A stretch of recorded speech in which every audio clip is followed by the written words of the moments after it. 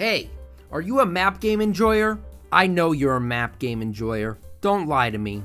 And today, it's me, Strategy Games Thompson here, and we're back in Victoria 2 A to Z, the series where I play all the interesting nations in Victoria 2 from A to Z. And now you map game enjoyers are going to watch me pull off the impossible.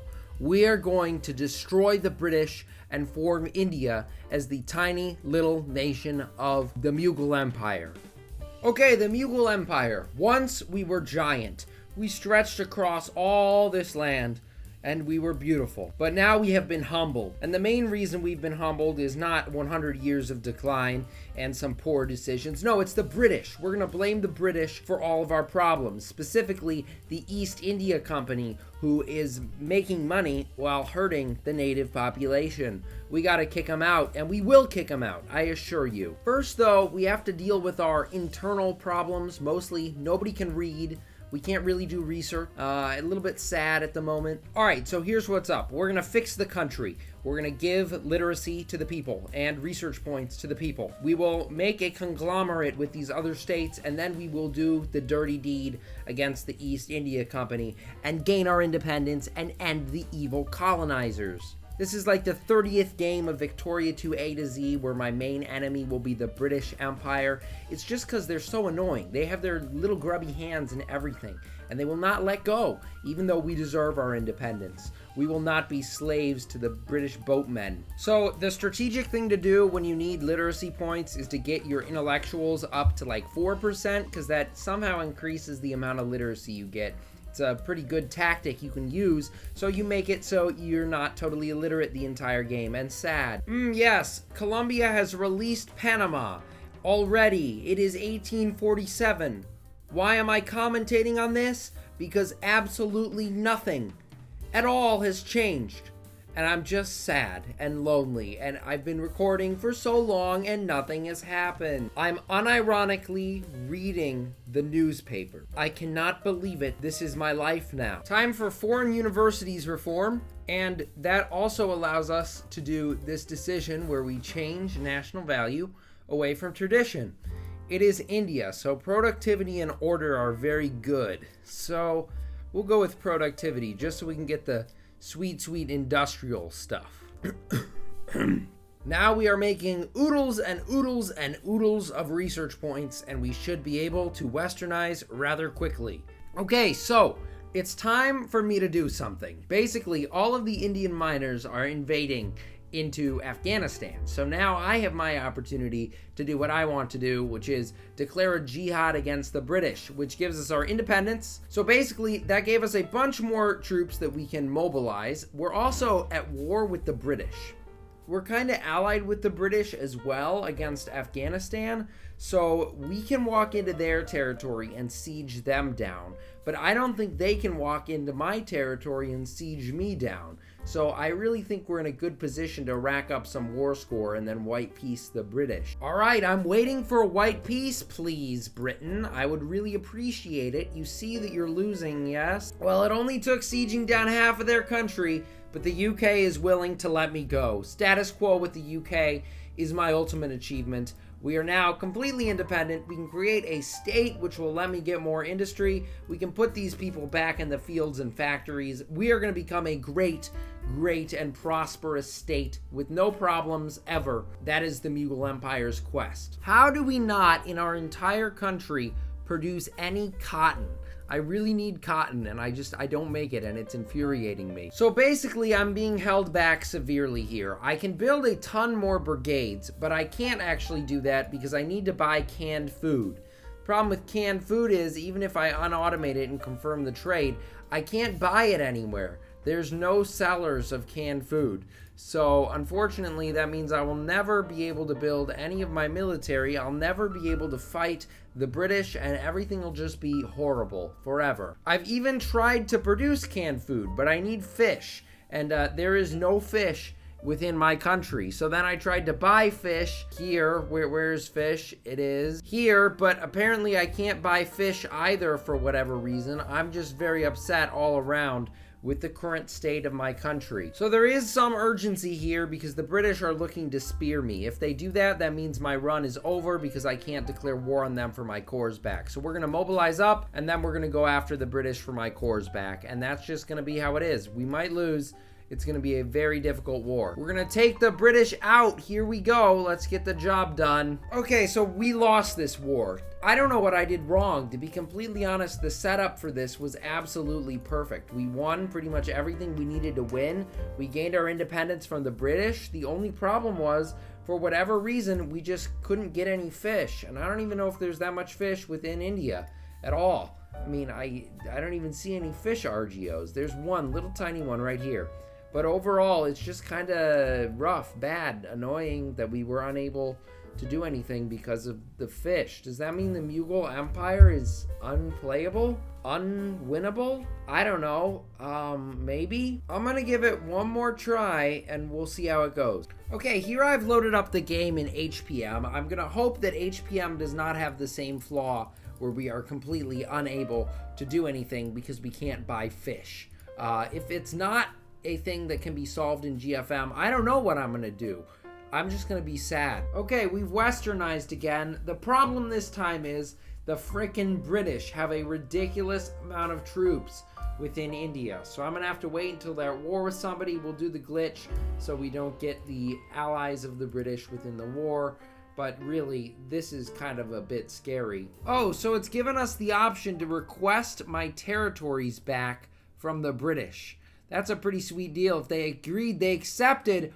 Oh man, I am the luckiest person in the entire world. I just got all of my territory back in like 1 minute. That is so much easier and quite frankly better than it would have been if I had done this the traditional way where, I have to declare war. The only problem is I think I'm still a puppet. That is a much better way to do this, to be completely honest. The only problem is we're still a dominion of the United Kingdom. So now we have to beat Spain and become great power. But that shouldn't really be an issue because I have so much industry potential. Like, all these tiles are colonial provinces now, but eventually I can make them states. Like this one right now is a state. Secondary power already. Spain looks more and more takeable every single day. It really does suck that I'm still a puppet of the United Kingdom, though. It really limits what I can do. Like right now, I would normally just take this state because they've become independent of the UK and they're no longer protected by anybody, but I can't do it because I'm a puppet and I'm not allowed to negotiate if I'm a puppet or dominion, which just sucks. How does the North German Confederation only have 170 industry score? That's kind of like wrong. It's wrong for them to be 8th great power. Okay, we just gained our independence from the British by becoming great power. I think we beat out North German Confederation and Bavaria to do this, which is a miracle and a half that that's happened. And now we can do stuff. One of the things we can do is declare war on the British. And not for the British territory, but for this other stuff I have cores on. I'm going to refrain from that, though, because there's also this decision we have. Reform the Mughal Empire. When we have nationalism and imperialism, it gives us everything that India and other states have cores on. So basically, we can take more when we finally do declare war. There's this event here which gives me prestige, and it takes Jaipur out of the British spear and has them enter my nation. Just annex them. Sweet. I hope this happens for every single minor nation within India. That would certainly make the rest of this conquest easier. See, some of these nations just are no longer protected by the British at all. And I'm just going to go in on them, take them out very quietly, very quickly. Victory is mine. The British are really losing their influence now. This nation here, right next to me, has gained their independence from the British, and now they will be added to the Mughal Empire. We are just going crazy. Okay, I'm going to click the event to get my cores on all of the Mughal Empire, aka all of British India. And then we're going to fund the military and go in on them. I don't see any point in stalling any longer. Look at all of those core states, just everywhere, except for this tip for some reason. Here goes nothing. Quick invasion. Yikes, the British are just losing big time, and they're not even really present. Hopefully they'll give up at some point, but I'm going to take a lot of territory here. This is a great opportunity. To make matters worse, the British seem to have forgotten to build forts in every province. Don't look at my territory, I just don't build forts. But the British are now paying for their actions. Britain is an evil empire. They beat up on the weak nation of Siam in this time period in order to take more land, and I will not stand for that. Britain, I will not stop until I have taken pretty much every last colony you own in Asia. Only then will I be satisfied. Okay, I'm gonna assume this is everything that I wanted from the British. Let's peace out. Keep everything we've gained, and oh boy, I think I made some mistakes in the stuff that I chose because there's some gross borders that still exist. That's fine, but yes, this is the new Mughal Empire, absolutely giant, only a little tiny bit in debt. Exactly how I like my Mughal empires. Just stare at it, breathe it in for a minute. I know it looks really disgusting because there are a ton of British puppets that are still living inside of it, but this is great progress. Unfortunately, all of the territory I just conquered entered my empire as colonies, so I'm going to take some time to build the bureaucrat population to the point where they can be integrated as states. We have a lot of accepted cultures. Hopefully that'll mean that a lot of people promote to bureaucrat rather quickly.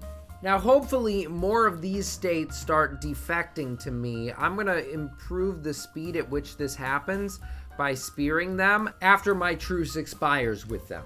Though maybe these events will help me do that quicker. So this one is I'm not even gonna attempt to pronounce it. It's right here. If we accept their pledge, we just annex them straight out, right from the British puppetry scam.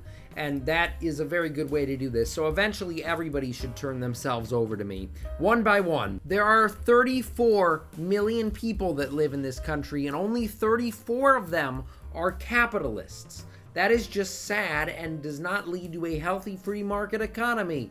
People, capitalism makes money. Become capitalists, please. Actually, it looks like the British are losing their influence much faster than I previously could have expected. Interesting. Some of them I don't have a truce with because I protect them, but I'm just gonna go in and annex them because that's better for me. Okay, it's 1888. I'm gonna clean up the rest of the states here. Let's go. I made some mistakes in my conquest, so the borders aren't perfect, but hey, that looks really good. Really, really good. Now, these states in the south have been able to remain within British control, I think because the British have holdings very close to them.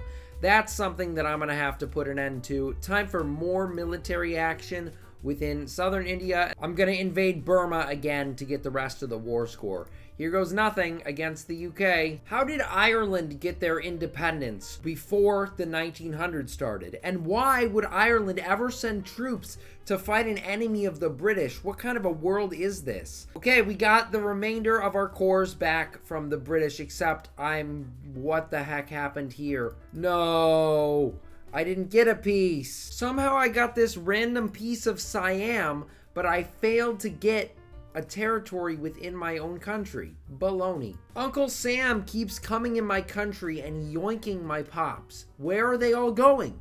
Good question. The United States of America. Why are you stealing my homies and sending them to North Carolina? What the heck? At this point, it's 1892 and I've already broken the game. Because like Nepal, if I want Nepal, I can just take them. My truces are expiring, so it's time to complete my consolidation of this nation. Starting with these states in the north, we'll make our way south, and eventually we'll kick Britain out entirely. Well, I'm annexing Hyderabad, but unfortunately, my entire economy is about to die because I can no longer financially support it. We're gonna have to do some unpopular decisions here by putting the interventionists back in power, I guess. The British monarchs must look over here on the map and be like, how did we F this up so badly? Because seriously, this is the biggest fail in human history. You know, eating my homies is probably not something that I should enjoy so much, but it's so much fun to grow my empire by preying on my weak neighbors. Alright, for those of you out there who know more about Victoria II than me, is wool actually a useful RGO? Because yes, you make it and you sell it, but I don't think it's used in factories at all. So like, is it good? is it even worth having within your country? I would say not. Let me know in the comment section what the purpose of wool is. Now, if I were the British, I would just straight up abandon all of my colonies in Asia at this point, because we legitimately have hundreds of thousands of troops on their border ready to take the remainder of their colonies. I don't feel an ounce of pity for the British. You know, I seem to have forgotten that you do in fact need a navy to fight the British in the late game, and it's costing me right now. I'm a little bit sad about that. This is really cursed. The Mughal Empire just discovered King Tut's tomb. What a weird twist of fate, but at least it gives me the sweet, sweet research points. British will not peace out. It's been 5 years, British. Please peace out. Well, I allied the Austro-Hungarians, but they won't even join the war against the British, and even if they could, I don't think they do anything. They're kind of just here. Britain has forced my hand, so now I've got to add more war goals to get more war score, and then I get more territory off the British. So it's only good for me and bad for them. I also annexed Siam into my empire. I don't know why, I felt like it. This war has gone on for way too many years. The UK does not know when to stop, but yet they are here giving me an acceptable peace offer. End the war. Thank you. Beautiful borders, I'm not gonna lie. And also, we can annex Afghanistan. I'm a menace, and I know it, and I love it. Okay, this time we're building a navy. I can't have it any other way. We gotta fight the British in the water as well as on the land. I have 50 million adult male pop, but I need more, so I'm invading Bhutan. I don't know why, I want to, please. My infamy is so high right now. Maybe it's because I waged some, stupid wars, I would say. But I really need to get in a great war against probably France and Britain at the same time. Then I can invade all their colonies, take it for 10 infamy, and I will be very happy with myself at that. Till then, I don't really know what I'm doing. Building a navy, I guess? This is a crappy navy, man. This is the game now, by the way. Just massive rebellions all the time. There are a ton of people living here, and that means there are a ton of angry people living here. The French still have this little treaty port here, and I don't think that's very cool, especially because the French have been taken over by the commies. No commies allowed here. We're following the American way, so get out of here, commies. I pity my troops that I just sent into this treaty port, because it must smell like stinky commies in there. Ew, stinky commies. I swear, the game is trying to protect the commies. As soon as I declared war on the French, basically, the game crashed. So I guess that the developers of whatever this game is, Victoria 2, really love the commies. You heard it here first, folks. This game is just too easy for me. Acquire French I can't pronounce that, but yeah. We now own basically all of India. Hooray! France asks us to back their side in the current crisis? Dude, I just beat you up, man. I don't want to back the dirty commies. Maybe I should have backed France, because now I'm not going to be able to go into a crisis, and maybe I could have gotten these territories off the British. Oh well, I stand by my ideals. Also, Austria-Hungary is just generally having the game of their lives. This is like Austria-Hungary if they were run competently and everybody was happy and lived together and sang Kumbaya. I'm running out of years in this game. We're gonna go to war with the United Kingdom. We're gonna crush them like a little tiny bug. And then we're gonna crush the Russians too, because they're allied with the UK. And I don't care what you say. I don't care about the haters who say, oh, you and Japan won't be able to beat the British and the Russians. No, we're gonna do it.